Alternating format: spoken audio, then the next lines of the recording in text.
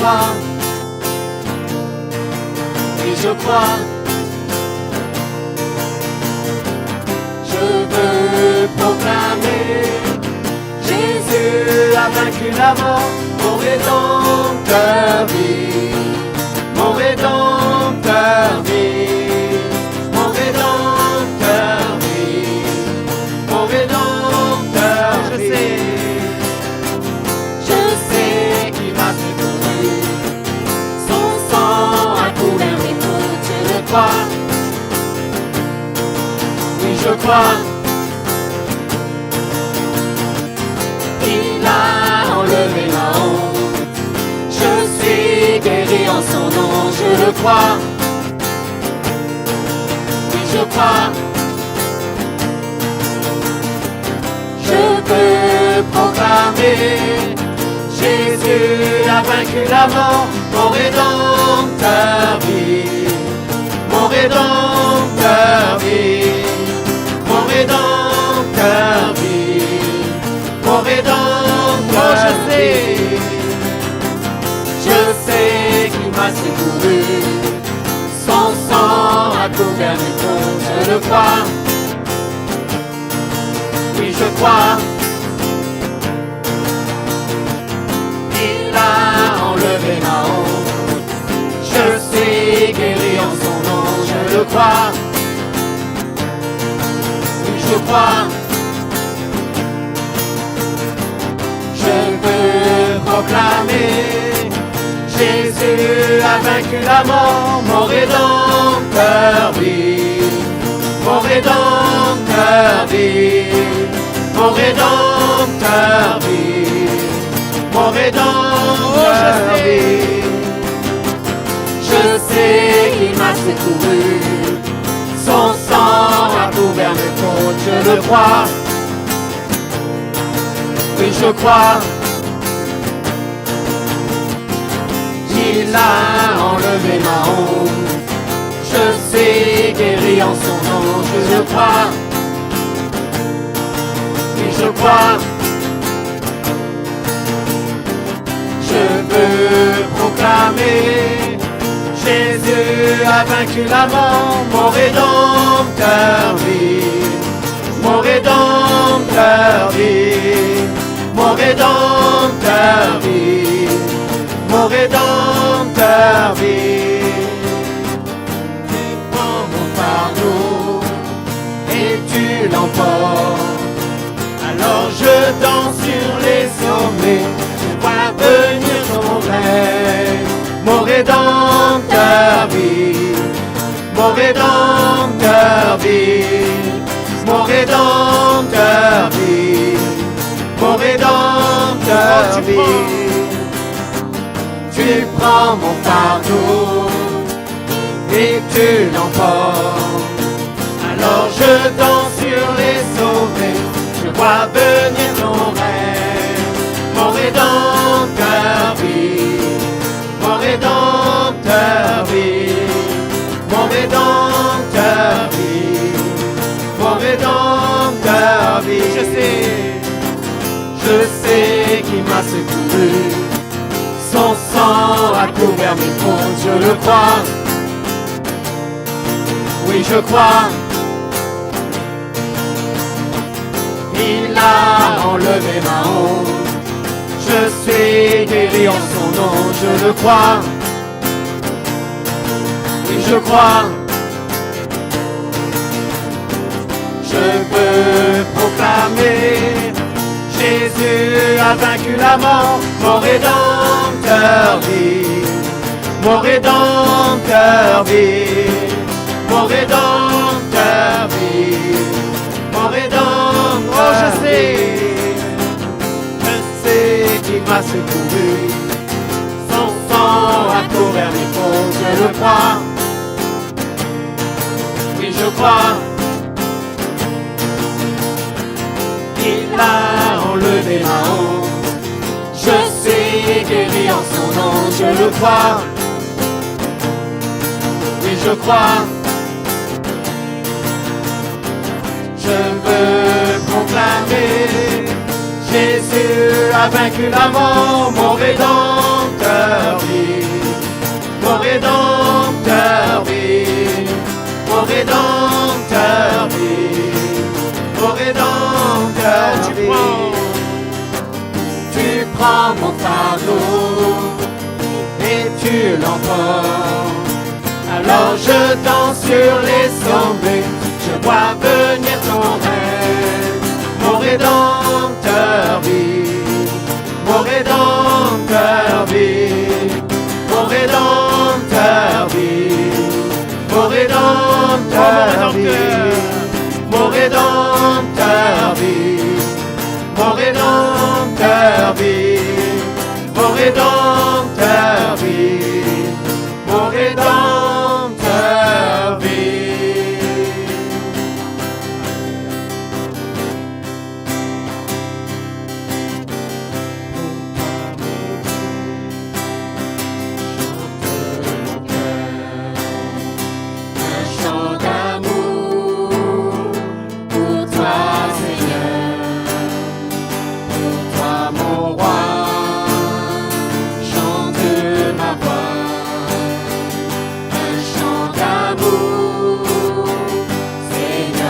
Mon Dieu, pour toi mon Dieu, chante mon cœur, un chant d'amour, pour toi Seigneur, pour toi mon roi, chante ma voix, un chant d'amour, Seigneur. élevons nos voix.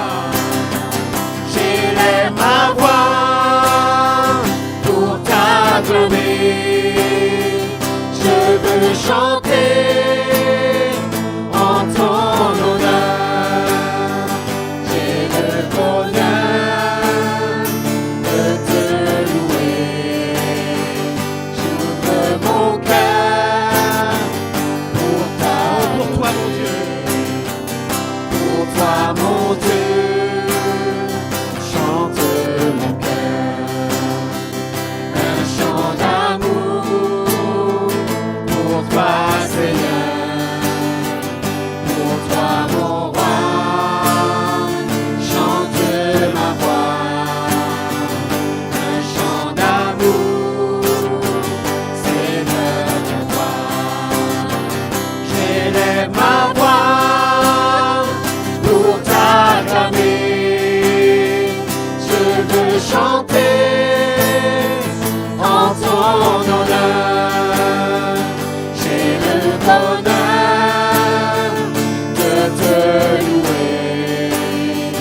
J'ouvre mon cœur pour ta. Oh, j'élève ma voix. J'élève ma voix pour t'acclamer. Je veux chanter en ton honneur, j'ai le bonheur de te louer. J'ouvre mon cœur pour ta. Pour toi, mon Dieu. Pour toi, mon Dieu, chante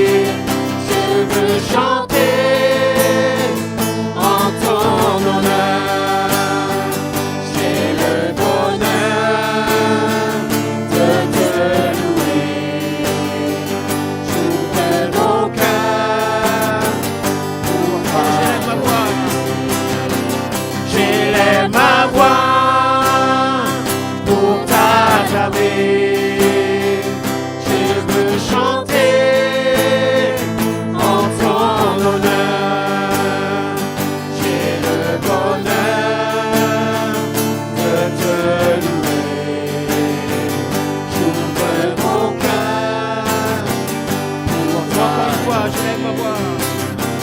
J'élève ma voix pour t'acclamer. Je veux chanter en ton honneur. J'ai le bonheur de te louer. J'ouvre mon cœur pour t'adorer. Oh, nous t'acclamons, Seigneur, ce matin. Nous t'acclamons, le roi des rois.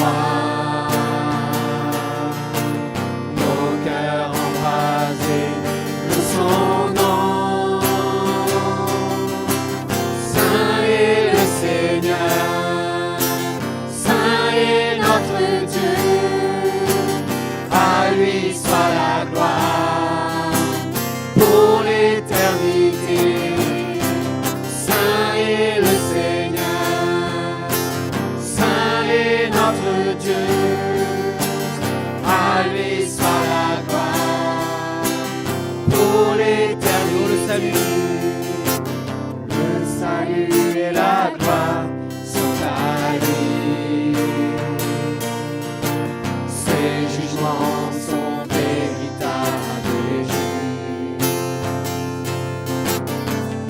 Alléluia pour le roi.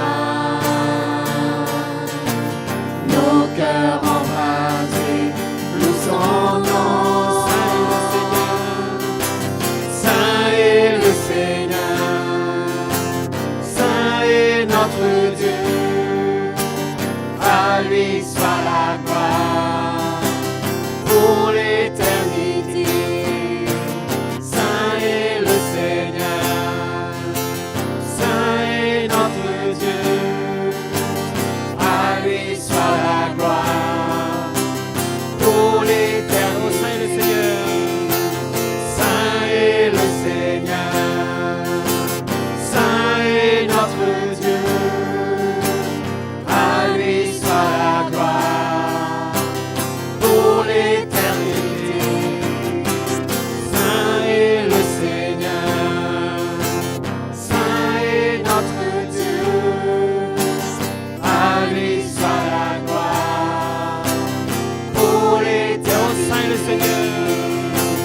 Saint est le Seigneur, Saint est le Seigneur, Saint est notre Dieu. À lui soit la gloire pour l'éternité. Saint est le Seigneur, Saint est notre Dieu. À lui soit la gloire pour l'éternité. Saint est le Seigneur, Saint est notre Dieu. À lui soit la gloire pour l'éternité. Saint est le Seigneur, Saint est notre Dieu. À lui soit la gloire pour l'éternité. Saint est le Seigneur, Saint est notre Dieu. À lui soit la gloire pour l'éternité. Saint est le Seigneur, Saint est notre Dieu. À lui soit la gloire pour l'éternité.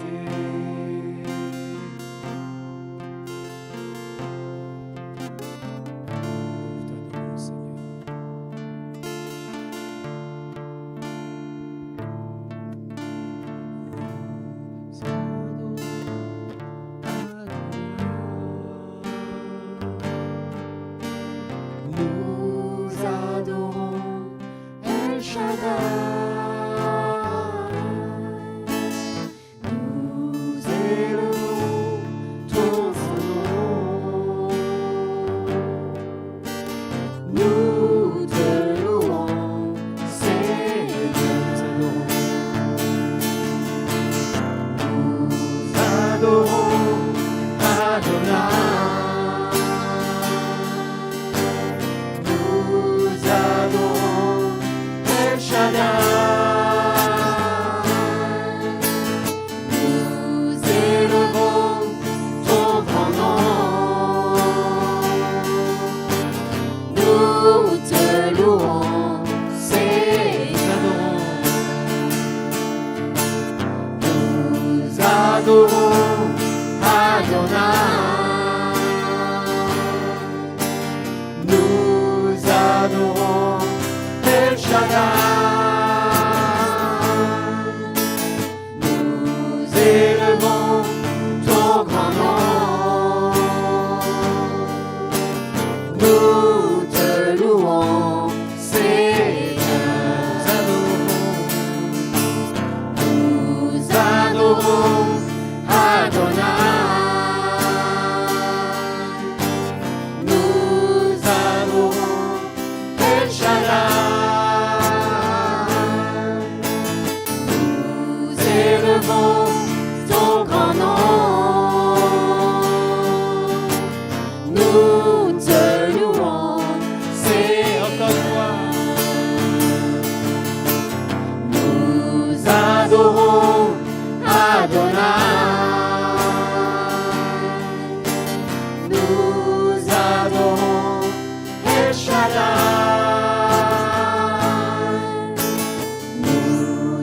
élevons ton grand nom. Nous te louons, Seigneur. Nous te louons, Seigneur. Nous te louons, Seigneur.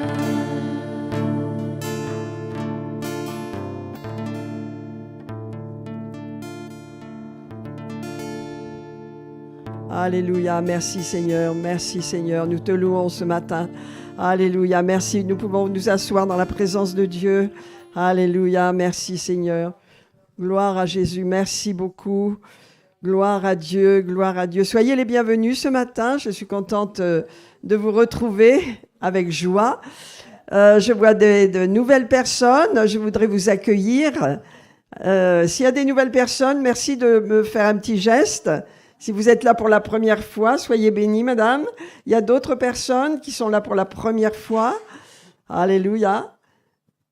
Très bien. Donc, voilà. Alors, donc, je voudrais vous donner donc des nouvelles de la famille Beaupol, donc, qui est bien arrivée, hein, sans problème et qui nous remercie. Ils sont à l'île Maurice, chez eux. Ils vont revenir, bien sûr. Et donc, voilà. Et elle est là, donc Chaya, merci, qui est allée la chercher.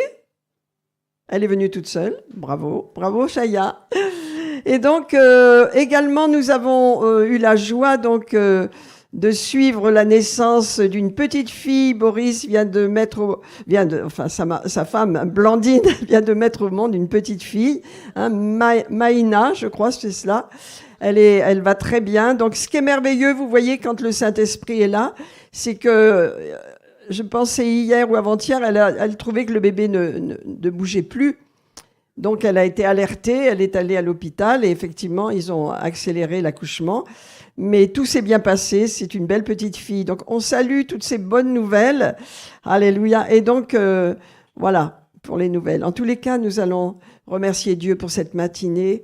Alléluia. Je crois que chacun d'entre nous, il y a des besoins. Alléluia. Il y a surtout des besoins que l'on garde pour soi. On supporte beaucoup de choses. Mais je crois que dans cette matinée, le Seigneur va nous parler pour qu'on puisse libérer la puissance qui est en nous. Alléluia. Amen. Afin que nous puissions vraiment aller, en tous les cas, recevoir et faire infiniment au-delà de tout ce que nous demandons et pensons. À Jésus soit la gloire, n'est-ce pas? Alléluia. Que Dieu soit béni.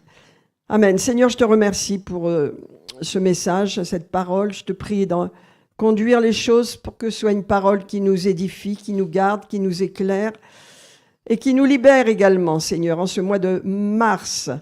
Alléluia. Merci. Nous bénissons ce mois de mars. Vous savez, le mois de mars, dans le calendrier juif, c'est le mois de Hadar. Et durant ce mois, c'est donc Pourim. Pourim, c'est la fête que les Juifs fêtent donc en ce 1er mars.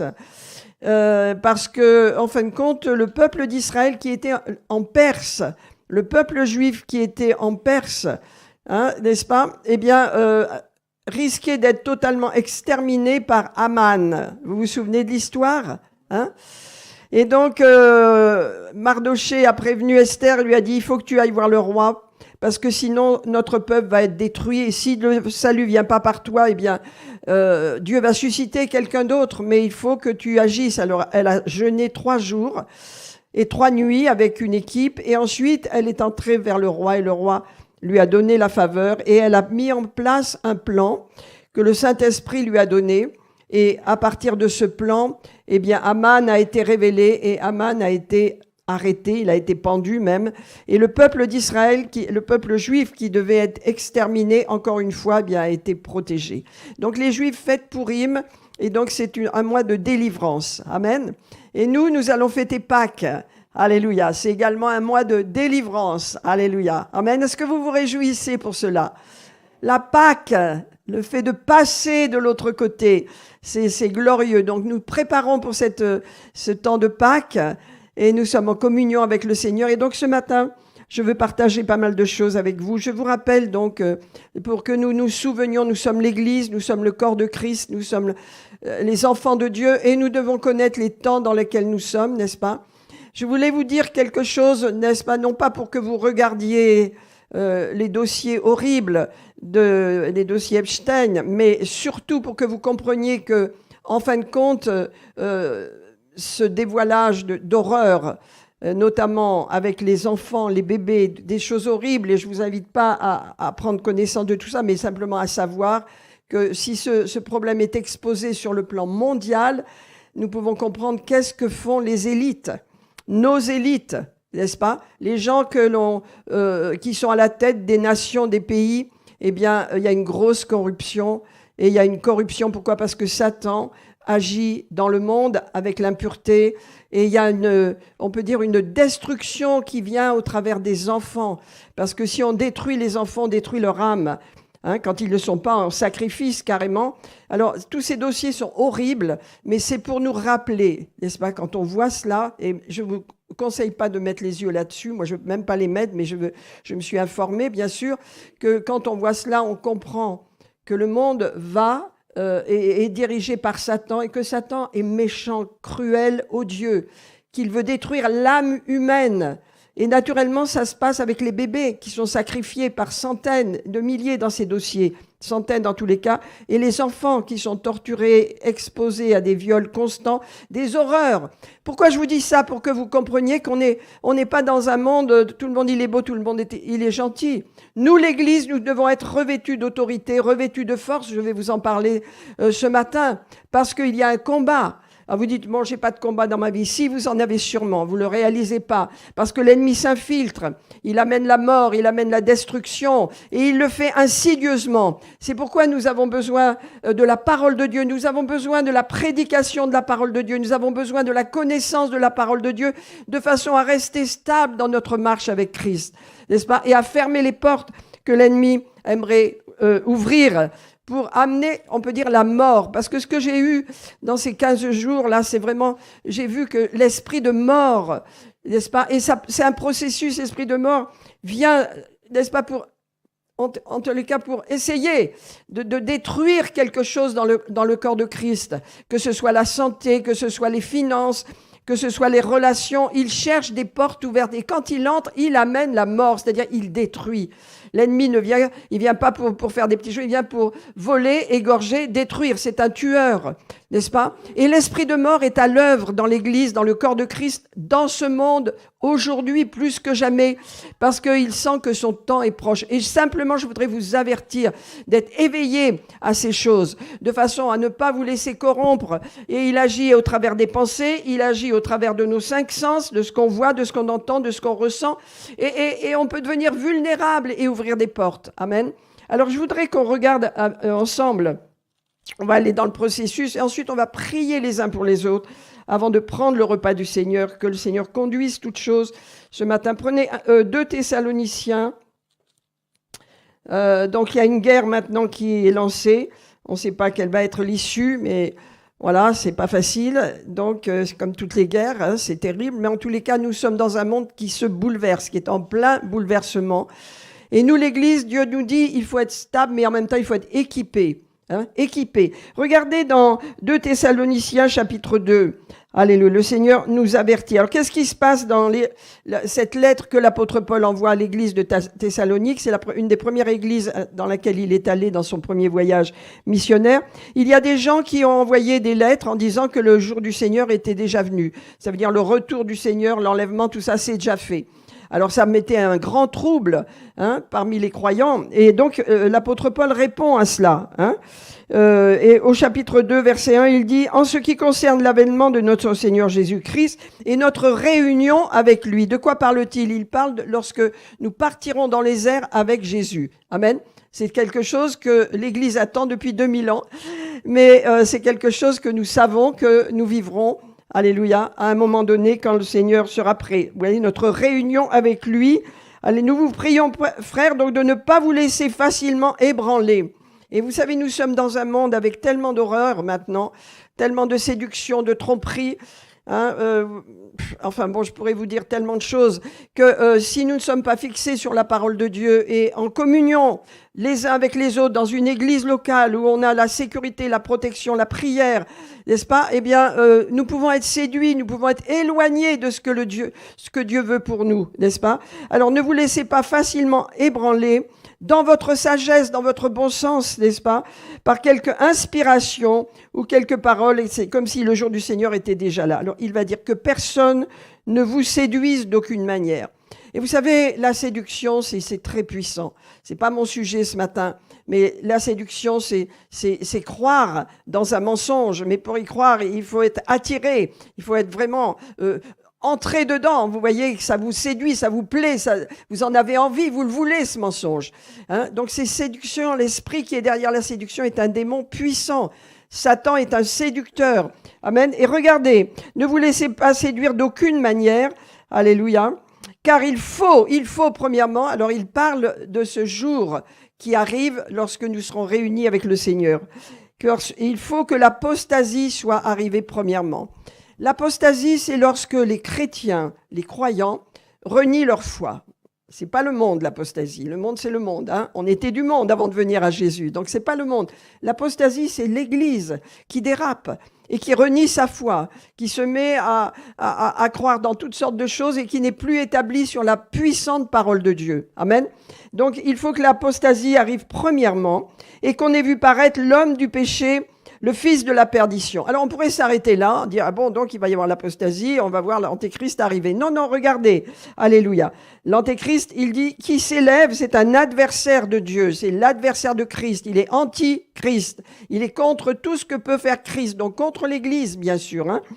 Et il dit, il s'élève au-dessus de tout ce qu'on appelle Dieu, de ce qu'on adore, jusqu'à s'asseoir dans le temple de Dieu, se proclamant lui-même Dieu. Ne vous souvenez-vous pas, dit l'apôtre Paul, que je vous disais ces choses lorsque j'étais avec vous, chez vous. Hein?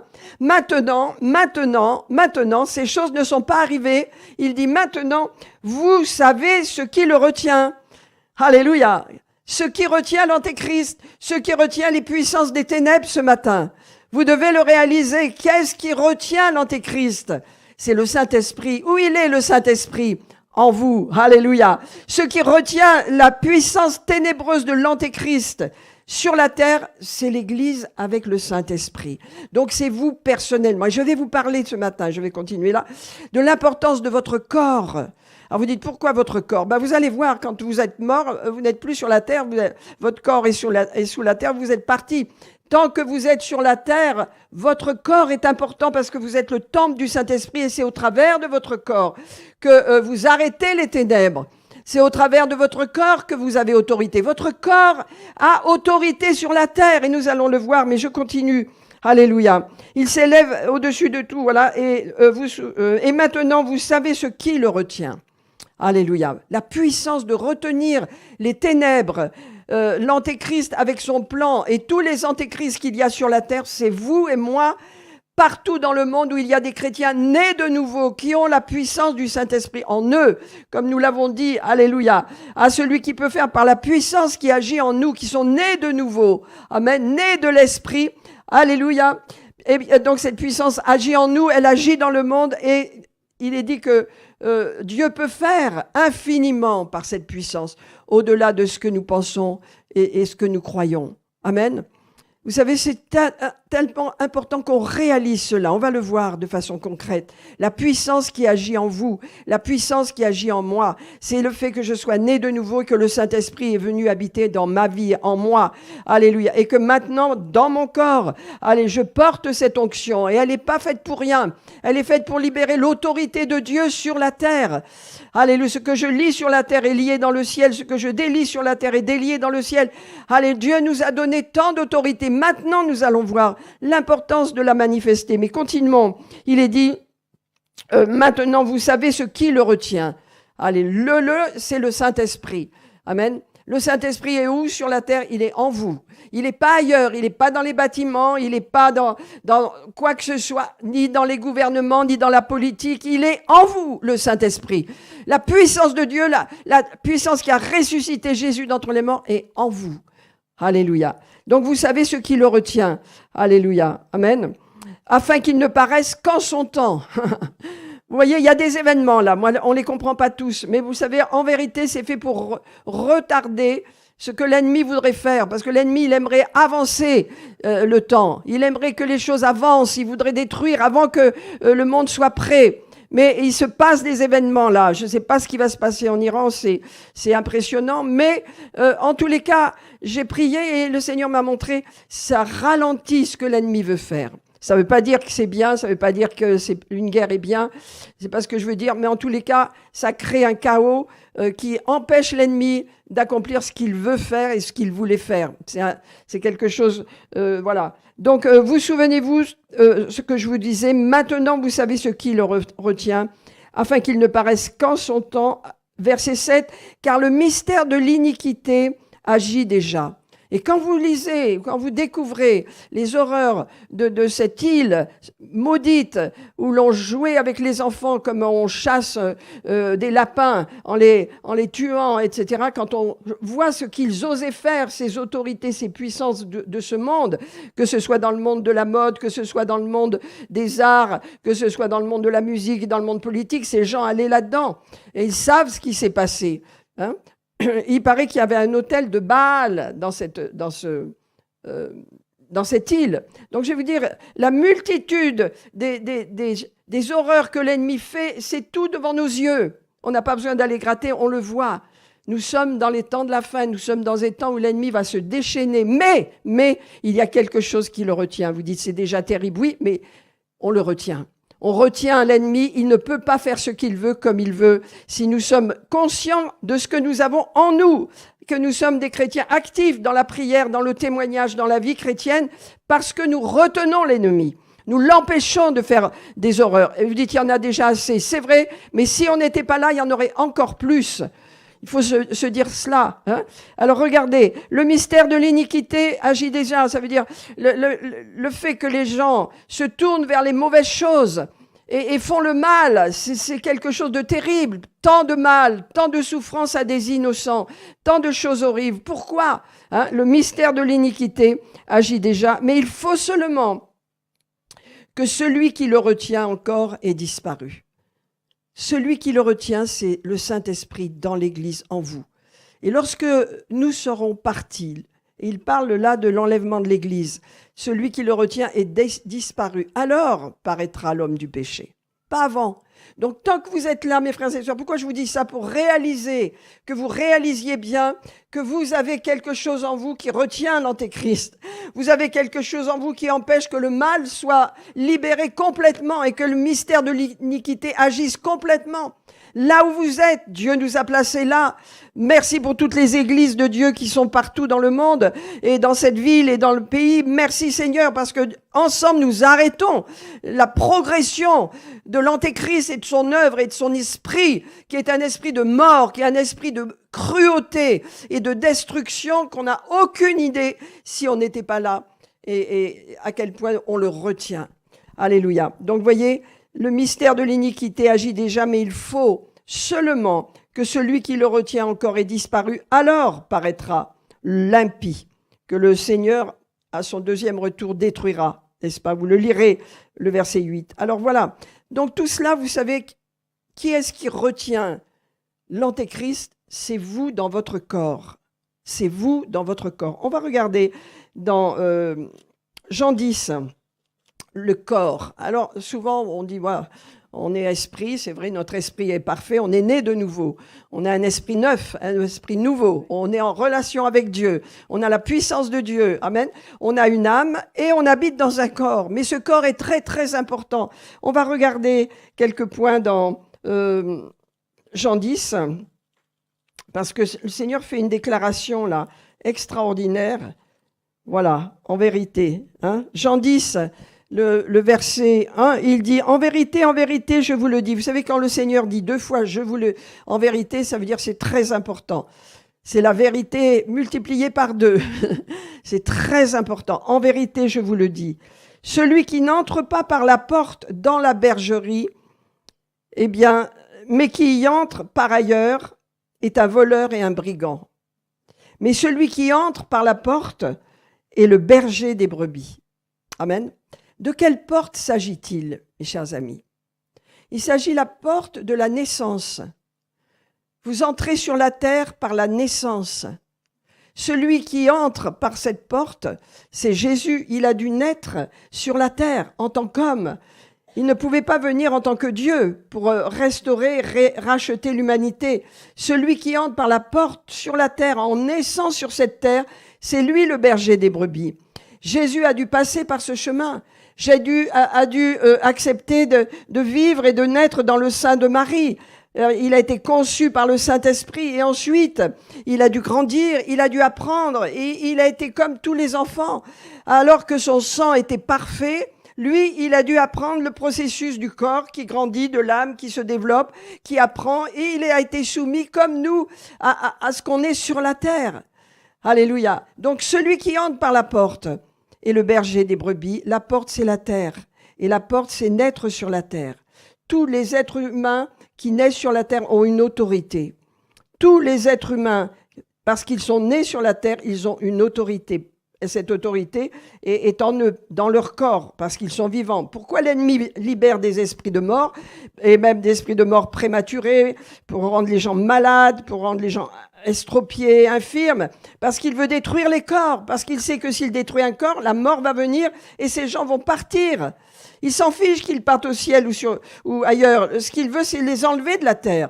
Vous devez avoir ça clairement dans votre tête.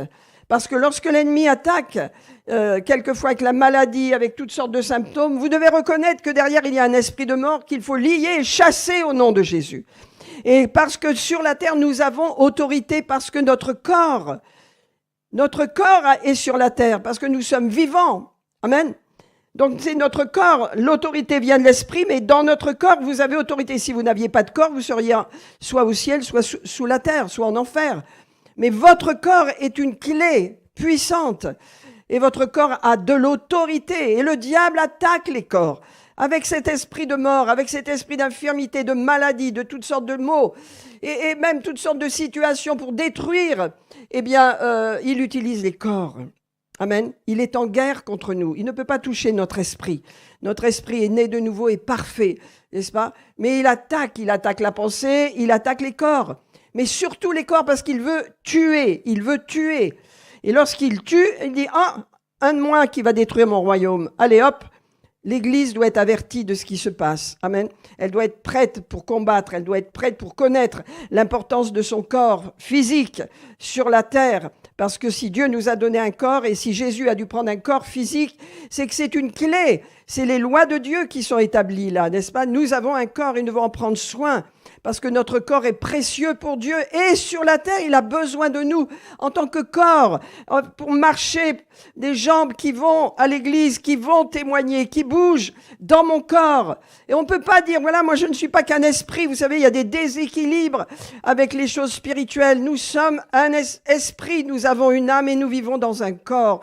Et le corps a toute autorité. C'est pas lui qui a autorité, c'est vous. Bien sûr, à l'intérieur de votre corps, mais sans votre corps, vous n'êtes plus sur la terre.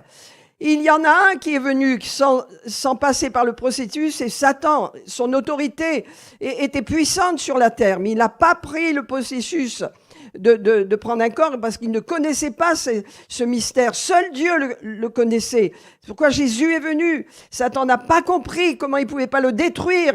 Toute la vie de Jésus, il essayait de détruire Jésus. Il ne pouvait pas parce que son corps, était sans péché, son sang était parfait. Mais il essayait de le tuer. Il n'a jamais pu le faire. Et c'était une énigme pour lui parce que ça, il ne savait pas. Amen. Mais lorsque Jésus est monté sur la croix, lorsqu'il est mort sur la croix et qu'il est ressuscité, la puissance de Satan là a été détruite. Il le dit, n'est-ce pas, dans Jean 16, il dit, maintenant le Dieu de ce monde va être jugé. Il va le juger. Ça veut dire que vous avez, bien sûr, le monde est toujours sous l'autorité de Satan, mais nous l'Église, nous avons autorité pour ne pas nous laisser vaincre par lui, pour reconnaître ses stratégies, pour nous battre, pour gagner une bonne santé, de l'énergie, des forces, pour savoir que l'ennemi en veut à notre corps et quoi que ce soit que vous ayez qui vous affaiblit, derrière, vous allez voir votre médecin, vous faites soigner, vous prenez vos médicaments, il n'y a pas de problème avec ça, mais vous devez savoir une chose, c'est que derrière, il y a un ennemi qui veut vous détruire, qui veut s'attaquer à votre corps. Donc, vous devez prendre autorité sur les douleurs, sur les maladies, sur les infections. Tout ce qui vient pour faire du mal à votre corps, vous avez autorité. Pourquoi? Parce que Jésus a gagné là-dessus. Il a accompli parfaitement une œuvre de rédemption pour notre âme et notre corps. Le péché a été vaincu et la maladie avec. Dieu a payé le prix. Mais si nous ne connaissons pas notre autorité et combien notre corps est précieux pour libérer le plan de Dieu, pour agir, pour œuvrer partout où il veut que nous allions, qu'est-ce qui se passe? Eh bien, nous sommes vaincus. Ça veut dire nous allons nous affaiblir, nous passons à côté du plan de Dieu, nous ne pouvons plus porter de fruits, nous avons mal si nous sommes faibles. Nous passons à côté des choses et l'ennemi nous endort. Mais quand nous revenons à la parole, alors nous reprenons l'autorité qui est la nôtre. Notre corps est précieux. Jésus a dit, celui qui n'entre pas par la porte, ça veut dire qu'il n'entre pas sur cette terre par la naissance. Et je ne vous parle même pas de la nouvelle naissance, là, je vous parle de la naissance. La petite fille qui vient de naître, elle entre par la porte sur la terre. Vous qui êtes là, moi qui suis là, je suis entré par la porte. Mes parents m'ont mis au monde, vos parents vous ont mis au monde. Vous êtes sur la terre, dans votre corps, dans mon corps. Alléluia. Donc j'ai autorité sur cette terre. J'ai une autorité en tant qu'être humain. Alléluia. Tout être humain a une autorité sur la terre. Tant que nous sommes dans notre corps, cette autorité, nous chrétiens, je parle en général, nous chrétiens, nous avons une autorité spirituelle en Christ, puissante. Et les êtres humains aussi ont une autorité. C'est pas la même, mais ils en ont une. En tant qu'être humain sur la terre, c'est légal. Ils sont dans la légalité. Mais Satan, lui, il est venu sans légalité. Il a pas accepté de prendre un corps, il ne savait pas le mystère. Il n'y a que Dieu et Jésus-Christ et le Saint-Esprit qui le savaient.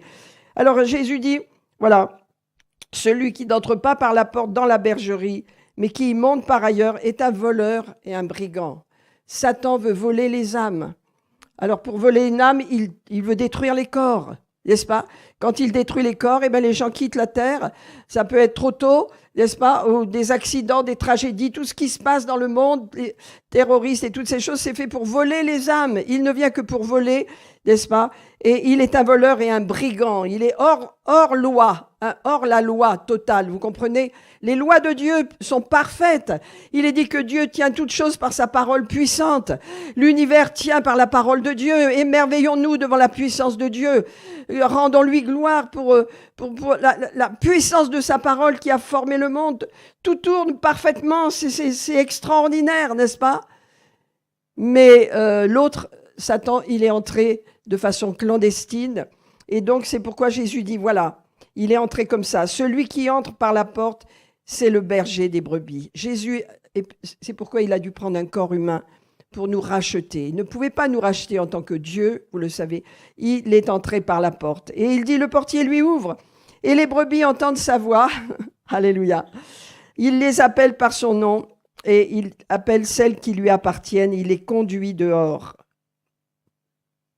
Et au verset 7, alléluia, c'est une autre porte, c'est pas la même. Hein?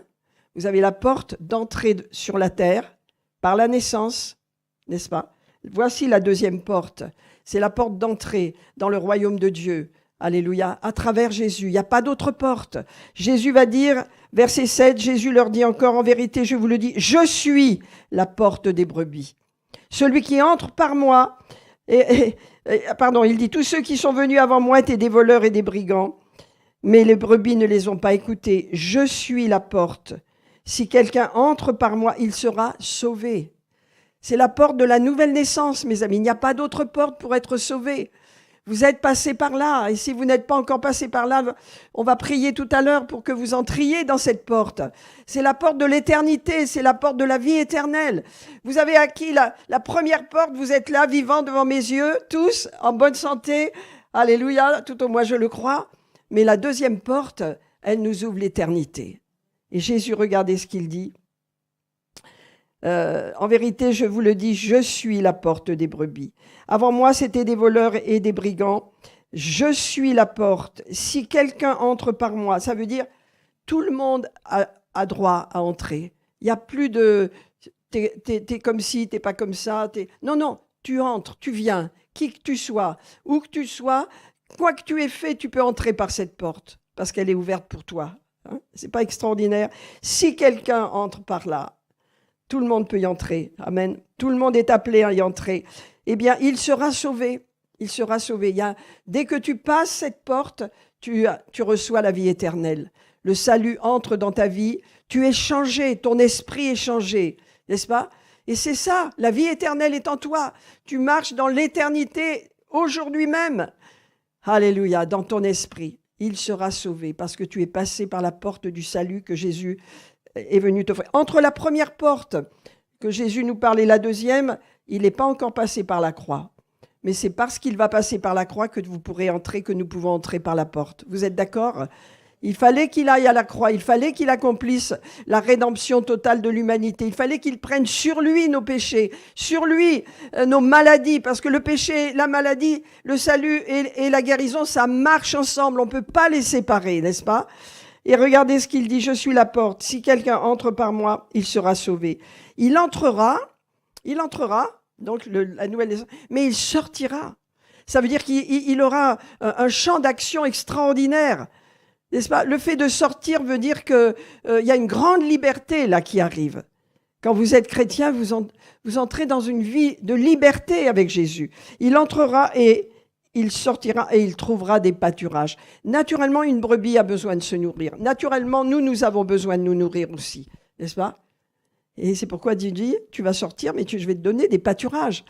N'est-ce pas? Ici, c'est un pâturage. On a de la nourriture. N'est-ce pas? On peut être nourri, on peut manger et grandir et nous développer. N'est-ce pas? Et regardez ce qu'il ajoute. Le voleur ne vient que pour voler, égorger et détruire. On le sait, n'est-ce pas? Mais il est dit, regardez, je suis venu afin que mes brebis aient la vie et qu'elles soient dans l'abondance, qu'elles aient de l'abondance.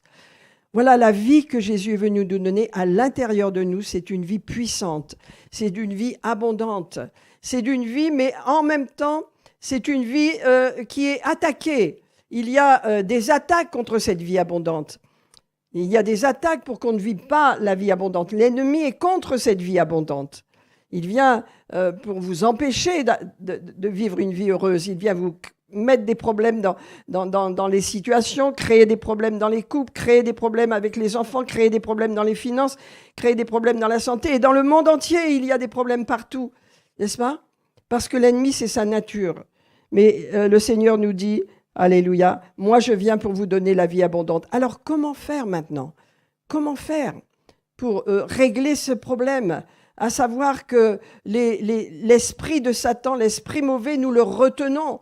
Mais est-ce que nous voyons comment agir, comment réagir dans notre vie lorsqu'il agit, lorsqu'il vient, hein? Lorsqu'il vient vous affaiblir, lorsqu'il vient vous susurrer dans l'oreille que vous avez un gros problème de santé, que ci, que ça, et que vous êtes inquiet, n'est-ce pas? Vous vous tournez vers la parole de Dieu, alléluia, et vous faites confiance à Dieu parce que vous savez que Jésus a porté nos maladies, il a porté nos péchés en même temps.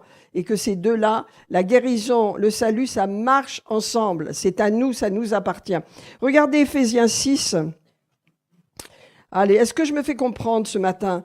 Alléluia. Voyez, la puissance qui est en vous retient la puissance de l'Antéchrist sur la terre. Vous avez les nouvelles, elles sont toutes accablantes, inquiétantes.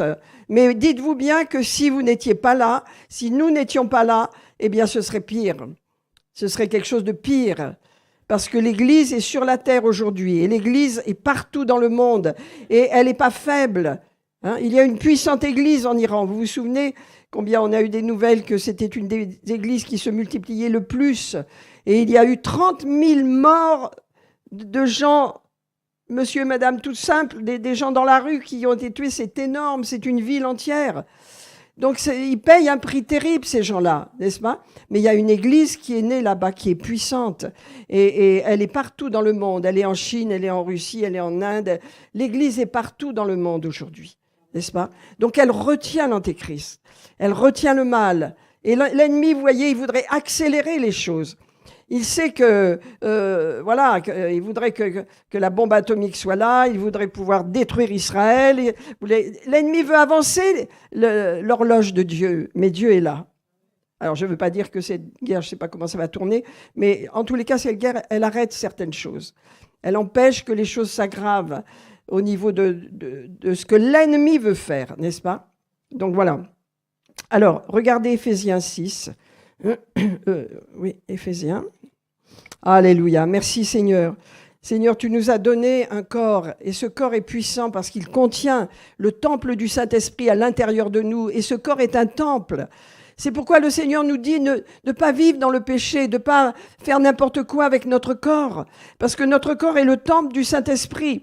Et quand l'Église vit dans la sainteté, et aujourd'hui il n'y a plus de sainteté dans l'Église, je vous le dis, la sainteté est partie, les gens vivent dans la promiscuité, et voilà, ils vivent ensemble avant d'être mariés, ils se font des enfants avant d'être mariés, c'est le péché dans l'Église.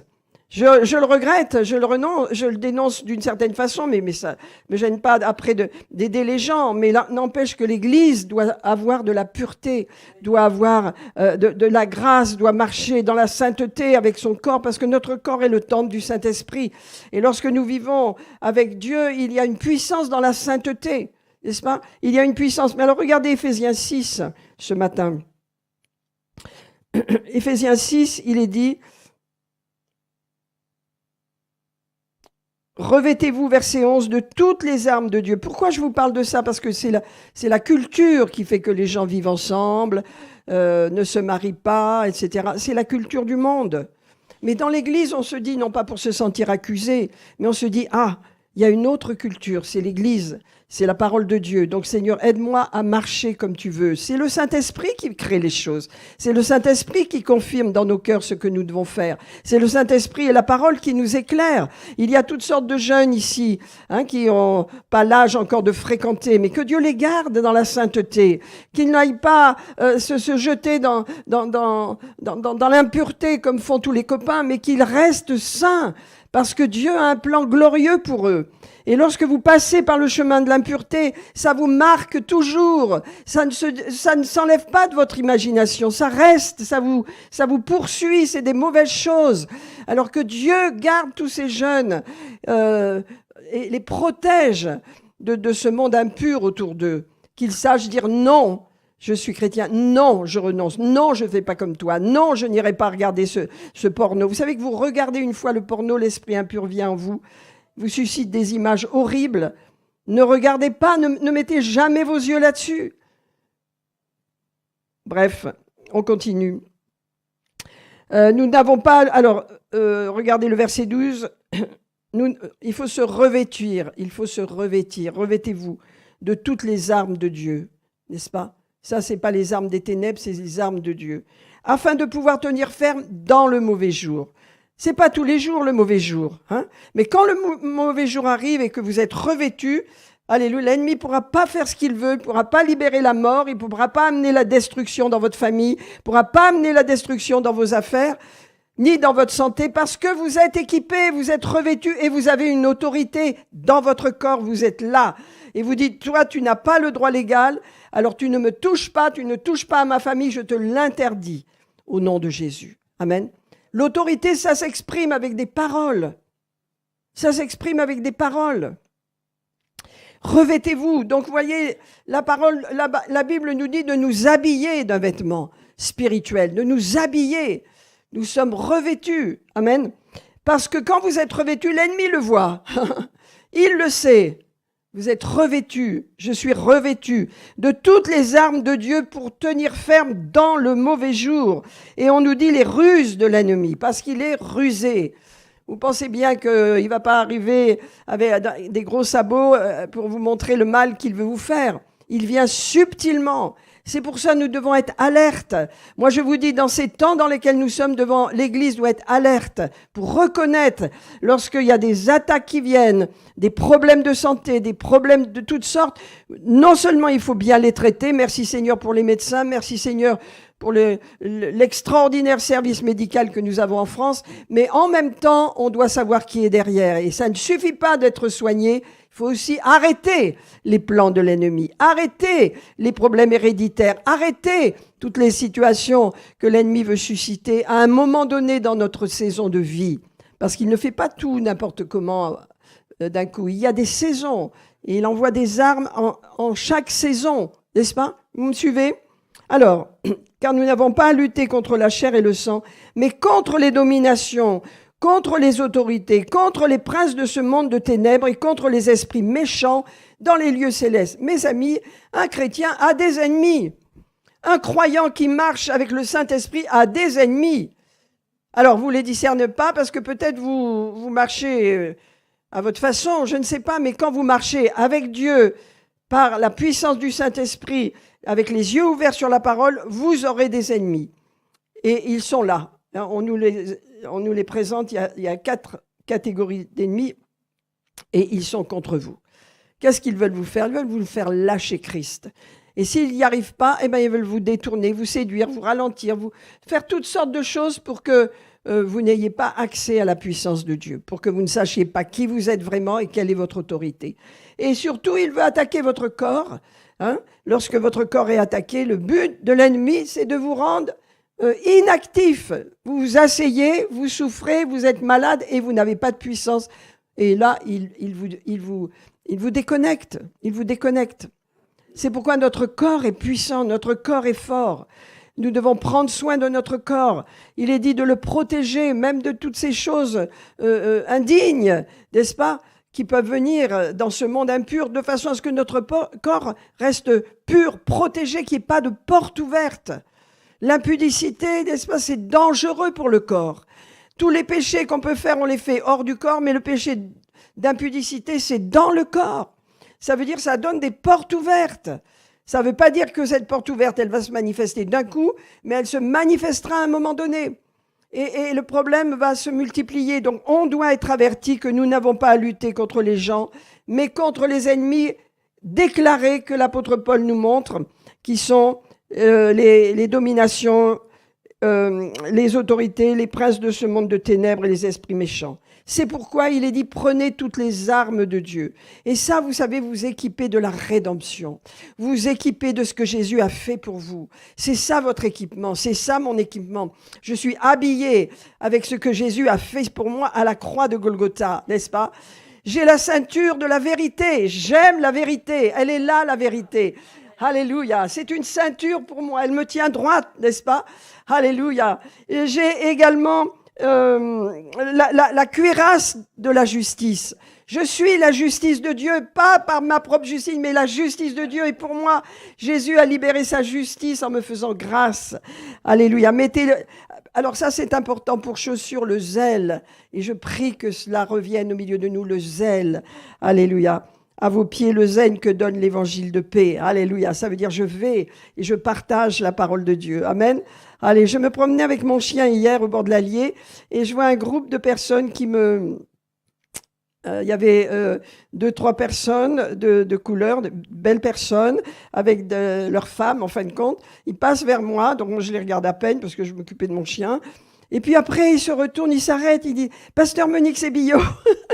Je dis « Oui !»« Ah, mais on vous connaît, nanani, nanana. On était chez votre fille la semaine dernière. » Ça m'a fait plaisir. Et donc, ils sont pas de Vichy, mais ça m'a fait plaisir. Ils étaient 6 à peu près. Et donc, on a parlé un moment. Et voilà, la famille de Dieu, elle est partout. Et donc, ça m'a touchée. Mais en même temps, vous voyez, on a un combat. Tous, on a un combat. On a le même combat. Il ne faut pas croire que vous n'avez pas de combat. Vous dites, bon, j'ai pas de problème en ce moment. Tant mieux. Mais vous devez rester vigilant parce que dans le monde, il y a un combat. Autour de vous, il y a un combat. Peut-être vous ne le voyez pas. Moi, je me rappelle d'une personne qui venait de se convertir et j'allais chez elle faire des réunions de prière, des réunions voilà, où je partageais la parole. Elle me dit, mais je ne sais pas pourquoi prier parce que j'ai pas de problème. Et c'est vrai que quand on arrive dans le Seigneur et que tout va bien pour nous, on se demande pourquoi on va prier. Elle ne voyait pas que sa famille n'était pas chrétienne, que ses enfants n'étaient pas chrétiens, que son mari faisait n'importe quoi. Elle ne voyait rien. Mais elle se sentait, voilà, je ne vois pas pourquoi je prierais, je n'ai pas de problème. On en a, croyez-moi, parce que quand la parole de Dieu vient dans notre cœur, Dieu nous montre les situations, parce que Dieu veut que tous les hommes soient sauvés.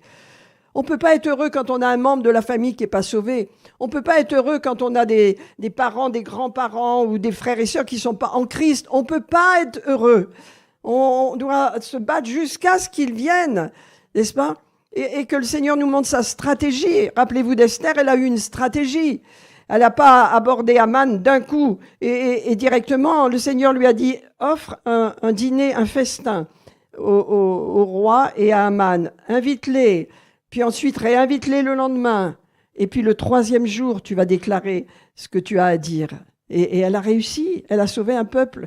Stratégie. Amen. Quand on est en Christ, il y a de la stratégie. Dieu nous montre les choses. Mais tout ça, c'est parce qu'on est né de nouveau, parce que l'Esprit de Dieu habite en nous, parce que l'Esprit de Dieu qui est en nous retient l'ennemi, parce que nous sommes dans un corps, que notre corps est puissant, que notre corps est très important. Amen. Et qu'il faut le protéger. Amen. Et donc, regardez les chaussures, le zèle que donne l'évangile de paix, et prenez par-dessus tout cela le bouclier de la foi. Amen. Avec lesquels vous pourrez éteindre tous les traits enflammés du malin. Mes amis, il y a un combat. Ne baissons pas nos armes. Armons-nous, équipons-nous, il y a un combat. Amen. Peut-être que vous n'êtes pas entrés encore dans la bataille, parce que vous êtes sur le côté, vous attendez, vous regardez, vous vous engagez pas, mais à un moment donné, vous allez mettre un pas de plus et vous allez voir qu'il y a un combat. Il y a un combat pour que vous priez, il y a un combat pour que vous ayez une vie consacrée, il y a un combat avec les tentations, il y a des combats. Tout le monde en a. Et ensuite, il y a des combats avec la chair. N'est-ce pas, si on est malade, si on a des douleurs, on va prier ce matin les uns pour les autres. Il y a des combats. Et donc, les gens qui sont un petit peu encore pas très conscients du Saint-Esprit en eux, ils pensent qu'ils n'ont pas de problème. Mais quand vous regardez autour d'eux, vous savez qu'ils en ont. Quelle est la personne qu'on n'a pas? On les résout, c'est ça la clé. Amen. Par la puissance qui agit en nous, on résout les problèmes. On a autorité. Quand l'Église prie, on a autorité. Et ces gens, ils m'ont dit, mais vous savez, vous avez une puissance sur Vichy, vous avez une puissance dans cette région.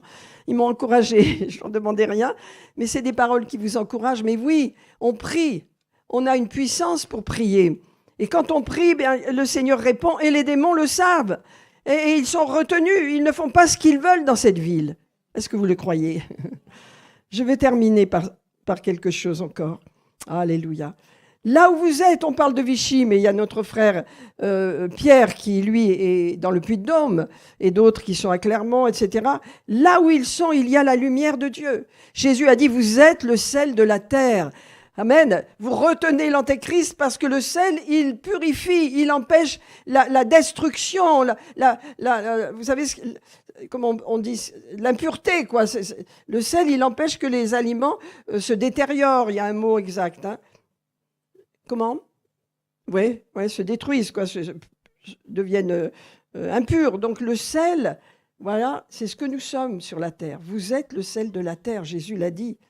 Réalisons-le partout. Nous allons dans les magasins, nous portons quelque chose de glorieux en nous. Nous devons le réaliser. Vous êtes devant vous, il y a un accident qui se crée, vous priez tout de suite. Vous êtes le sel de la terre, vous avez autorité.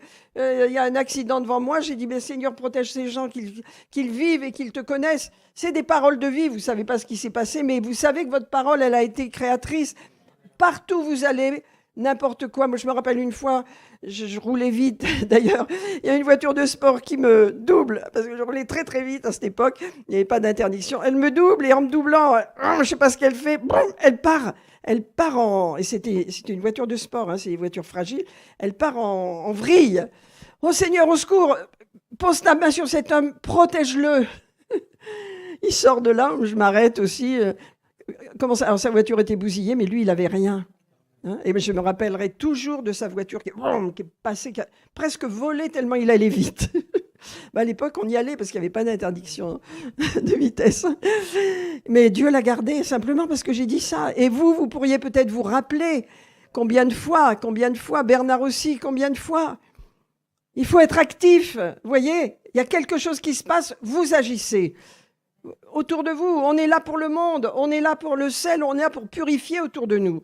Ça veut dire pour empêcher les tragédies, les horreurs et le mal. On prie contre ces choses. on a une action. Je termine. Vous le lirez, Éphésiens 6. Vous le relirez parce que c'est un équipement que nous avons. Prenons-le, habillons-nous, revêtons-nous. Parce que, vous savez, quand nous sommes revêtus de la rédemption, en fin de compte, quand nous sommes revêtus de ce que Jésus nous a donné sur la croix, nous anéantissons la chair. Ça s'anéantit. Tout ce qui est chair est anéanti dans ce vêtement. Ça disparaît. Donc, il y a des gens qui disent « Oh, il faut que je sois parfait, il faut que je sois parfaite, je vais lutter contre ce péché. » Non, pas du tout. Remplis-toi du Saint-Esprit, remplis-toi de la parole et automatiquement, ta vie va être transformée. Tu n'as pas à lutter comme ça contre toi-même. Tu as laissé le Saint-Esprit te purifier. Et avec l'aide du Saint-Esprit, tu vas marcher dans la sainteté. Tu vas marcher dans la sanctification. Amen. On va s'arrêter là parce qu'on pourrait parler encore tout le temps. Mais là, je voudrais faire une chose. Est-ce que vous croyez que le salut et la guérison marchent ensemble? Est-ce que vous croyez que vous avez en vous une puissance suffisante qui va pouvoir bénir l'autre? La puissance qui agit en vous, est-ce que vous le croyez? Que vous avez cette puissance pour guérir les autres? Parce que vous voyez, l'Église, elle est paralysée parce qu'elle attend je ne sais quoi, et on ne libère pas cette puissance. Ce matin, je suis sûre qu'il y a des gens au milieu de nous qui ont des douleurs, qui ont des maladies, qui ont des problèmes physiques, qui ont des préoccupations. Ce matin, nous allons prier les uns pour les autres et nous allons libérer la puissance qui est en nous. Est-ce que vous êtes d'accord? Allez, qui est-ce qui a un problème de santé, là? Un problème dans le corps. Ne me dites pas que vous n'en avez pas. Je ne peux pas le croire. Ah, merci madame. Ne me dites pas que vous n'avez pas de problème. Il n'y a pas de douleur. Il n'y a pas de rhumatisme. Ah, quand même. Qu'est-ce qu'il y a encore? Ne me dites pas qu'il n'y a rien. Non, on a notre ami Emmanuel, là. On va prier pour vraiment une restauration rapide de son pied. Mais je suis sûre que vous avez des problèmes et vous les acceptez. Oh, c'est normal parce que le médecin a dit que j'aurais ça toute ma vie. Mais non, mes amis, je pense qu'il faut prier, libérer la puissance qui est en nous. Je crois qu'on est tous capables de prier les uns pour les autres et de libérer cette puissance. Amen. Simplement, on va se lever, on va prier. Je suis sûre que vous avez des problèmes de santé. Au moins, oui, voilà. Enfin, il y a quelqu'un de courageux. Non, je suis contente que vous ne soyez pas gravement malade. Merci Seigneur. Mais je pense que vous avez des problèmes. Le Seigneur m'a montré des douleurs, de l'arthrite, des problèmes avec l'estomac, de la digestion, des problèmes avec la tension. Il y a des problèmes. Est-ce que ça vous parle? Ah bon, parce que sinon, je me dis, c'est un peuple extraordinaire. Je vous parle des problèmes qu'on subit, mais pour lesquels on ne demande même pas au Seigneur de nous guérir, parce que voilà, on est habitué, on a un traitement, et puis on dit c'est comme ça. Mais ce matin, le Seigneur m'a montré, il veut libérer beaucoup. Il veut libérer tous les petits maux qu'on supporte. Merci Seigneur s'il n'y a pas des maladies graves, hein. Mais même si vous aviez une maladie grave, quelle qu'elle soit, le Seigneur va la guérir ce matin. Et il va servir de votre foi. Avec ce qui habite en vous, regardez, la puissance qui agit en vous va agir au-delà de ce que vous allez demander et prier. Je ne vous demande pas de prier en langue. Je vous demande simplement d'imposer les mains à la personne qui le veut bien et que vous libérez la guérison sur sa vie. Amen. On peut aussi, s'il y a pas assez de personnes, s'il y a trop de personnes et qu'il n'y a pas assez de personnes qui ont des problèmes de santé, vous pouvez prier à 2, 3, hein, mais ne priez pas en langue, mais libérez la guérison. De dire, Seigneur, cette guérison, mon frère, ma sœur, il y a droit, parce que tu nous l'as offert à la croix, c'est mon pain, j'en ai besoin, je libère la guérison avec la puissance qui agit en moi. Amen. Est-ce que ça vous parle? Est-ce qu'il y a des problèmes, des gens qui ont des problèmes avec les yeux, avec des maux de dents? Quels que soient vos problèmes, vos douleurs, ne les acceptez pas. Demandez la prière. Amen. On va se lever. On va mettre un peu de musique. Et mes frères et sœurs, vous allez prier les uns pour les autres. Si une personne a besoin, levez la main. Et voilà, ce jeune homme-là, il a demandé la prière. Eh ben, il y a Bruno qui est là. 2, 3 personnes vont pouvoir prier pour lui. Hein.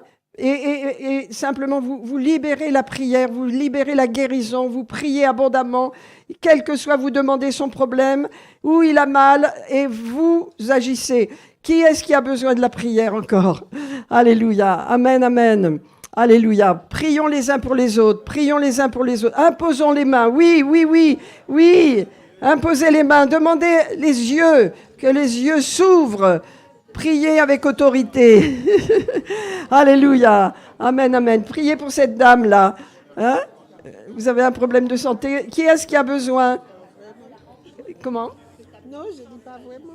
Vous n'avez pas de problème? Très bien. Tous des problèmes de santé. Non, mais de problèmes de santé. De cardiaque. Eh ben, laissez-moi prier pour vous, moi. Seigneur, je te remercie. Comment votre prénom? Kavil. Je te prie, Seigneur, pour Kavil, afin que tout problème cardiaque soit guéri ce matin, Seigneur, parce que ta guérison est là. Tu nous l'as donné, tu nous l'as acquis à la croix. Je prie une totale guérison, Seigneur. Toute maladie cardiaque, tout problème cardiaque, Seigneur, est guéri maintenant dans le nom puissant de Jésus. Merci, Seigneur. Ta grâce abonde pour cette sœur, Seigneur. Tu l'as bénie, tu l'éclaires, tu l'as conduit. Alléluia, au nom de Jésus. Amen. Amen, amen. Alléluia. Priez, priez pour des personnes. Alléluia.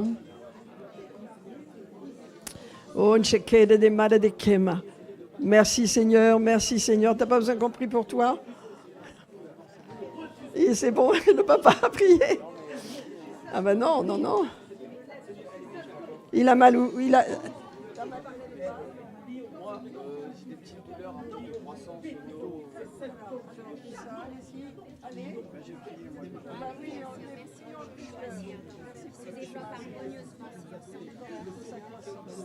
Le problème, c'est que le muscle dans le temps aucun problème.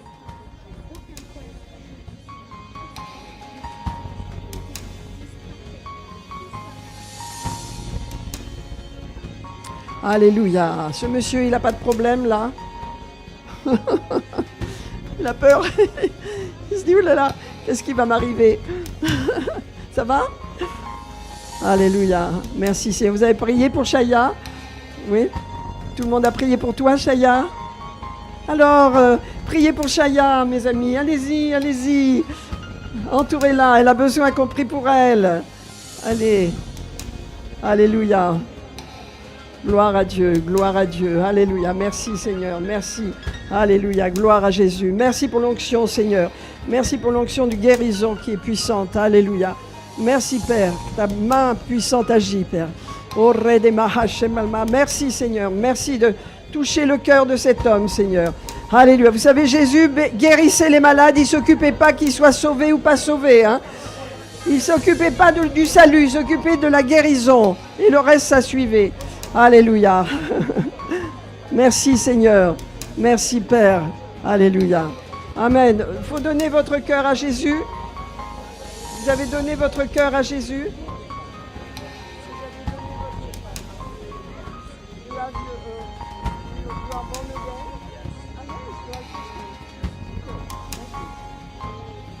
Alléluia. Alléluia. Que Dieu soit béni. Amen. Mes amis, je prie que nous ayons du zèle pour prier pour les malades. Je prie que nous ayons beaucoup de zèle et que nous sachions bien qu'on n'a pas besoin de demander aux gens chrétiens, pas chrétiens. Non, on prie pour les malades. Jésus ne s'occupait pas de cela. Jésus, il envoyait ses disciples prier pour les malades, guérir les malades. Vous vous souvenez? Il ne demandait pas qu'ils soient sauvés. Non, le fait de... C'était naturel après. Il prêchait le royaume de Dieu, bien sûr, mais il les guérissait. Jésus a toujours guéri. Donc c'est pourquoi nous avons besoin de zèle. Pourquoi je fais ça ce matin? Le Seigneur me l'a montré de faire ça, pour qu'on se débloque au niveau de la guérison. Je ne dis pas pour nous-mêmes, mais je dis pour ceux qui sont autour de nous. Quand on a des enfants malades, quand on a des personnes malades, il faut prier plusieurs fois. Il ne faut pas avoir peur d'imposer les mains. Autant de fois qu'il faut. On ne peut pas se limiter. Amen. Jusqu'à ce que, parce que l'ennemi est un méchant, il veut entrer par des portes et toucher les corps, briser, faire des choses mauvaises. Il faut l'empêcher en libérant ce que Dieu nous a donné. Amen. Alléluia. Alors on va prendre le repas du Seigneur là-dessus, mes amis. À lui la gloire ce matin. Alléluia. Il est très bon pour nous. Il est très bon pour nous. Alléluia. Seigneur, tu as tellement fait pour nous, cette croix. Alléluia. Vous savez, j'en parlerai sûrement à Pâques, mais je voulais vous dire, avant de prendre le repas du Seigneur, vous rappelez que quand Jésus est revenu, quand il est ressuscité, et qu'il est apparu à Thomas et aux autres dans la chambre haute, il leur a dit « Je ne suis pas un esprit ». Ils avaient peur. « Oh, c'est un esprit, c'est un esprit ». Non, non, je ne suis pas un esprit. Parce qu'un esprit n'a ni os, ni chair, comme vous voyez que j'ai. Ça veut dire que j'ai plus de sang maintenant. Vous voyez ? Jésus avait un corps glorifié, donc il n'y avait pas le sang avait été répandu, et il avait un corps glorifié, ça veut dire la gloire de Dieu était dans ses veines. Et donc, du fait qu'il n'ait plus le sang, il n'avait plus l'autorité de faire quoi que ce soit sur la terre. Son rôle était fini, il était glorifié, il avait repris ses attributs divins. Il ne pouvait plus, en tant qu'homme, agir sur la terre. C'est pour ça qu'il n'a rien fait, à part les enseigner pendant 40 jours. Mais c'est extraordinairement puissant quand on comprend qu'à ce moment-là, qui c'est qui a un corps avec du sang et de la chair et des os sur la terre ? Vous et moi. Vous comprenez ? Jésus, quand il était sur la terre, il avait du sang. Son sang était pur, il n'y avait pas le péché. Il avait des os, il avait la chair. Il opérait en tant qu'homme, n'est-ce pas ? Le deuxième Adam. Il pouvait faire tout ce qu'il y avait à faire en tant qu'homme. Il avait l'autorité légale. Ensuite, il est ressuscité. Son sang, il l'a offert sur l'autel. Ses veines ont été remplies de la gloire de Dieu. Il n'avait plus l'autorité, la capacité de faire sur la terre. Réfléchissez donc, qui a autorité maintenant sur la terre ? C'est vous et moi, les petits du Seigneur. On se dit peut-être on n'est pas des super forts, mais ce qu'on a, ça suffit. Ça suffit pour bénir les gens, pour guérir les malades, pour libérer le royaume de Dieu. Ça suffit, on a assez, on n'a pas besoin de plus. Le tout, c'est qu'on passe en action. Par exemple, si ta petite fille est malade, Rosie, tu vas voir le médecin, bien sûr, mais tu lui imposes les mains. Autant de fois qu'il faut. Le petit, c'est pareil. Moi, mes enfants, j'ai agi comme ça. Et j'ai bien sûr eu un médecin régulièrement qui les ont suivis. On est sages. Mais la foi, alléluia, c'est de dire, Seigneur, la première chose, je me tourne vers toi. Amen. Parce que je sais ce qui est en moi et je sais ce que tu as acquis pour moi à la croix du Calvaire. C'est pourquoi on va prendre le repas du Seigneur. Je prie qu'en prenant ce repas, mes amis, vous ayez un zèle pour prier pour les malades. Amen. On va sceller cette matinée en disant, Seigneur, on a un zèle pour prier pour les malades. Je prends le pain, je prends le vin en souvenir de ce que tu as fait. Je n'oublie pas la croix, je n'oublie rien et je prends des forces, un zèle nouveau pour libérer la guérison au milieu de moi. Peut-être vous avez des voisins qui sont malades. Peut-être vous avez des personnes autour de vous. Alors, il ne faut pas vous occuper des résultats, simplement vous laissez ça vous priez comme Dieu vous l'a demandé. Et le reste, ce n'est pas votre problème. Nous, on a une voisine, elle a un petit qui est gravement malade de cancer. On a prié plusieurs fois. Les dernières nouvelles ne sont pas bonnes, on continue de prier. Ça ne touche pas notre foi. Maintenant, voilà, on croit qu'il va s'en sortir.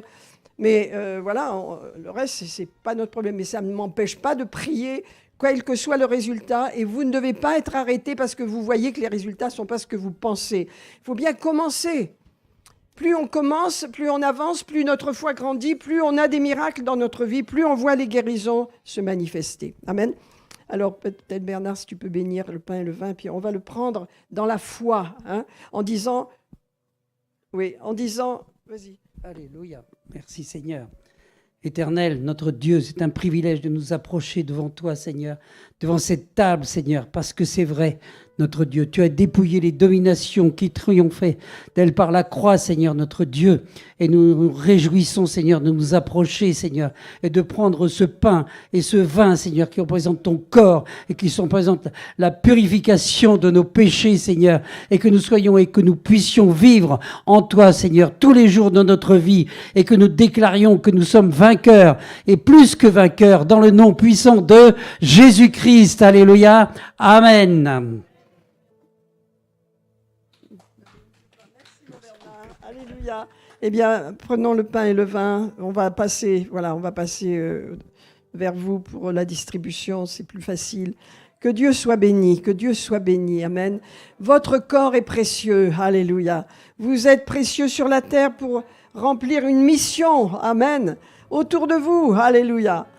Que Dieu soit béni, que Dieu soit béni. Réveille-nous, Seigneur. Ranime-nous, Seigneur Jésus. Merci beaucoup. Alléluia. Nous allons prendre nous nous rappelons de la croix. Vous voyez, c'est ça la Sainte Seine, c'est se rappeler. Je n'oublie pas Jésus sur la croix et sa mort et sa résurrection. Je n'oublie pas que je suis équipé, que j'ai un revêtement à cause de ce qu'il a fait pour moi. Je n'oublie pas. Alléluia. Et je sais que je peux agir contre la mort, contre les œuvres des ténèbres. J'ai l'autorité parce que je suis sur la terre dans mon corps. Amen. Merci Seigneur. Alléluia. Gloire à Dieu.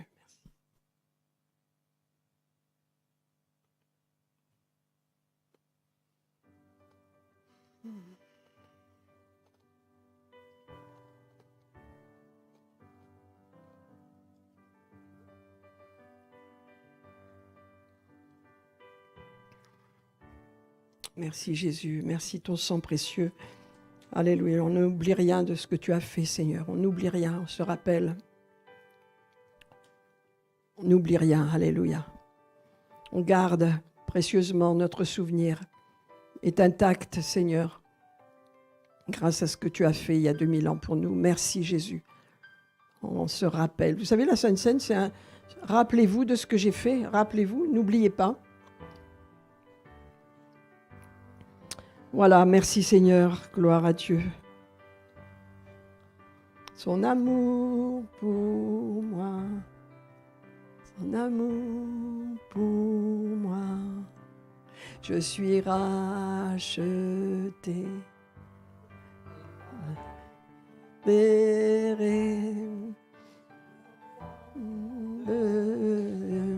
Je suis à lui. Et dans sa maison, j'ai trouvé ma place. Je suis de Dieu. Je suis à lui. Amen. Alléluia. Béret.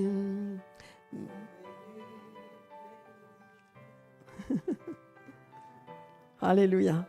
Mes amis, ce matin, on continue de prendre le repas du Seigneur et on a du zèle pour guérir les malades, on a du zèle pour prier pour les gens, on a du zèle. On est ravivé, on est ranimé, n'est-ce pas? Alors on va s'asseoir un peu parce qu'on a 2 offrandes à faire ce matin. On a une offrande à faire pour notre Église, amen. Et puis nous voulons faire une offrande pour la famille de Marika, n'est-ce pas? Pour que elle puisse être bénie. Et je sais que beaucoup, vous aviez à cœur de leur faire une offrande, donc on a attendu que maintenant, parce qu'on avait Louis Raja la dernière fois. Donc là, on va faire une offrande pour l'Église. La première offrande, c'est pour votre Église, n'est-ce pas? Donc c'est le premier jour du mois, donc on fait nos dîmes, nos offrandes, selon votre cœur. Vous donnez. C'est pour l'Église, hein? On va le faire. Est-ce que... Voilà, ça s'affiche. Et ensuite, on va faire une deuxième offrande. Et cette offrande, c'est pour soutenir la famille de Marika, de Gwenaël, donc, et donc pour les aider à passer le cap. Donc, on va leur faire une belle offrande. Beaucoup m'ont demandé, mais j'ai dit, on va attendre un peu pour savoir comment organiser les choses. Et aujourd'hui, je sais que c'est l'offrande. On peut leur faire l'offrande pour les soutenir aujourd'hui. Donc, on va commencer par notre Église, n'est-ce pas? Les besoins de l'œuvre. Allez, les besoins de donner à Dieu. Amen. Père, nous te remercions pour cette première offrande que nous faisons. Alléluia, nos besoins sont pourvus parce que nous semons et que tu permets qu'on récolte. Autant de fois qu'on sème, on récolte toujours, Seigneur, et nous croyons dans nos offrandes, dans nos dîmes, dans ce que nous donnons financièrement à Dieu. Alléluia, ainsi que tu soutiennes ton œuvre et continue ton œuvre dans la vie de tes enfants, que tu prospères, sois prospère au nom de Jésus. Amen, amen. Alors vous pouvez passer, faites votre offrande pour l'Église ce matin. Alléluia.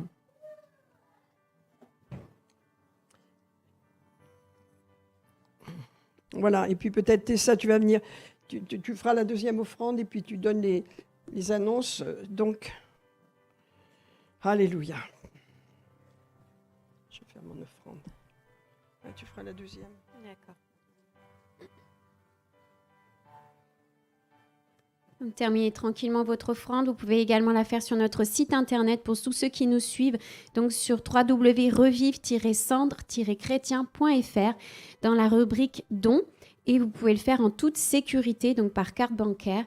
Et bien sûr, ça se poursuit dans la maison de Dieu. Prenez votre temps ce matin. Pour tous les chèques, vous pouvez les faire à l'ordre de Revive Centre Chrétien ou RCC. Et puis, bien sûr, Marie-Maud est près de vous pour la carte.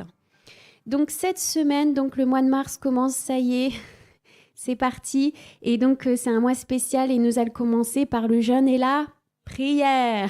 On reprend les bonnes habitudes, donc nous allons jeûner lundi, mardi et mercredi. Donc vous jeûnez comme vous voulez, 1 ou 2 ou 3 repas. En tout cas, nous jeûnons et nous prions. Pasteur vous enverra demain par WhatsApp les sujets pour lesquels nous nous tenons.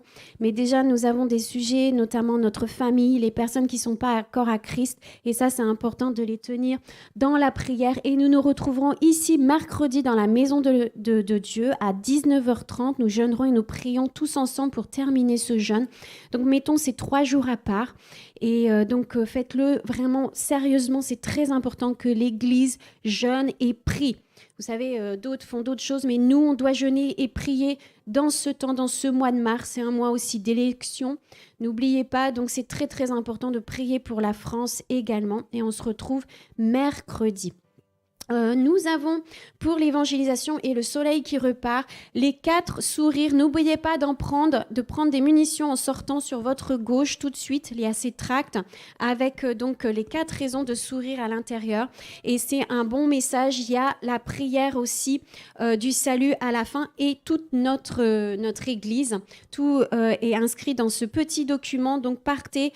Pas les mains vides, partez avec quelques prospectus pour quand vous êtes en course ou en tout cas en dehors de chez vous, distribuez ces 4 raisons de sourire, donc qui sont à but d'évangélisation et qui sont tout de suite à votre gauche en sortant. C'est important avec les beaux jours de vraiment quand on est dans les parcs ou quand on se promène, d'avoir quelque chose à donner. Vous savez, les gens des fois, ils nous font simplement un sourire. Eh ben parlons-leur et puis distribuons quelque chose. C'est important de laisser quelque chose parce que parler, c'est bien, prier pour eux, c'est très important, mais de laisser quelque chose. Et ben, vous voyez, après réflexion chez eux, ils ont l'adresse de l'église, ils ont nos coordonnées, ils prennent contact avec nous ou pas. Mais en tout cas, ils ont une adresse où aller pour connaître Dieu. Amen. Voilà pour les annonces. Je pense qu'on va faire notre deuxième offrande, donc qui est pour... pardon. C'est pas fini. Alors en attendant, j'ai de la lecture pour vous. Donc poursuivre les plans et les buts de Dieu. Donc je vous le représente à nouveau parce qu'il va bien avec le message de ce matin. C'est important de connaître la volonté de Dieu. Et Kenneth Hagin disait cette phrase: qu'allez-vous dire quand vous vous tiendrez devant le Seigneur et qui vous le demandera: as-tu suivi mes plans ? Ou pour ta vie ou tes propres plans. Et vous savez, des fois, on met Dieu dans nos vies, mais nous, c'est important, chrétiens, de suivre les plans de Dieu. C'est pas à Dieu de suivre nos plans. Et donc, cet enseignement va vraiment vous conduire et vous aider à suivre le mouvement de l'esprit et quelle est la stratégie de Dieu pour suivre ses plans et les reconnaître dans votre vie. Donc, poursuivre les plans et les buts de Dieu de Kenneth Hagin, c'est vraiment un enseignement de base qu'il nous faut lire et recevoir surtout. Parce que c'est bien de lire, mais c'est important de recevoir dans le cœur. Et donc, des fois, il faut lire et relire et re-relire. Et donc, bien sûr, lire sa Bible, c'est très important. Vous pouvez partager le message donc, ce matin, tout de suite après, et vous pouvez le réécouter. Voilà, on va faire notre deuxième offrande si tout le monde est prêt. Eddy, c'est prêt? Il y a un deuxième panier? Allez, Seigneur, merci, Père. Prions pour cette deuxième offrande, Seigneur. Nous vraiment la présentons devant toi. Merci parce que tu places sur nos cœurs, Seigneur, comment bénir Marika et toute sa famille, Seigneur. Et ce matin, nous voulons les bénir, Seigneur, en faisant cette offrande. Et merci de parler à chacun des cœurs ce matin. Que chacun donne simplement sans contrainte, mais Seigneur, dans toute ta libéralité, dans le nom puissant de Jésus. Seigneur, et nous prions que cette offrande soit vraiment un puissant soutien, mais nous prions que toi, tu sois leur soutien, Seigneur, et que tu les tiennes dans ces temps qui viennent, dans ces semaines, dans ces jours, dans le nom de Jésus, que tu sois là avec elles, Père, au nom puissant de Jésus. Amen. Faisons la deuxième offrande ce matin. Donc, vous pouvez faire par carte auprès de Marie-Maud, par chèque et puis par espèce. Et voilà, je pense que c'est tout. Prenons le temps ce matin. Alléluia. Oui, c'est la deuxième offrande. Le deuxième panier est en train de passer. Voilà.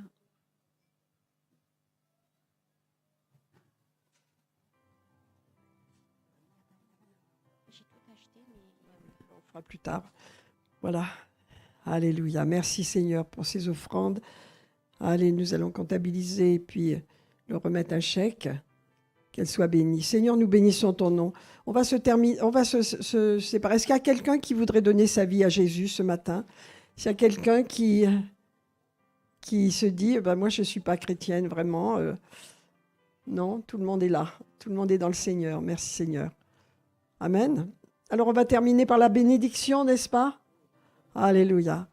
Seigneur Père, je libère la bénédiction sur ton peuple, Seigneur, que tu les gardes, que tu les protèges, que tu leur donnes ta faveur, Seigneur, qu'ils aient du zèle, que nous ayons du zèle ensemble. Seigneur, je libère sur eux la provision surnaturelle, qu'ils soient vigilants, Seigneur, que l'ennemi n'ait aucune prise dans leur vie. Je prie la protection et la grâce de Dieu, la faveur de Dieu qui les conduit, la sécurité, Père, au nom de Jésus, qui les conduit dans cette semaine.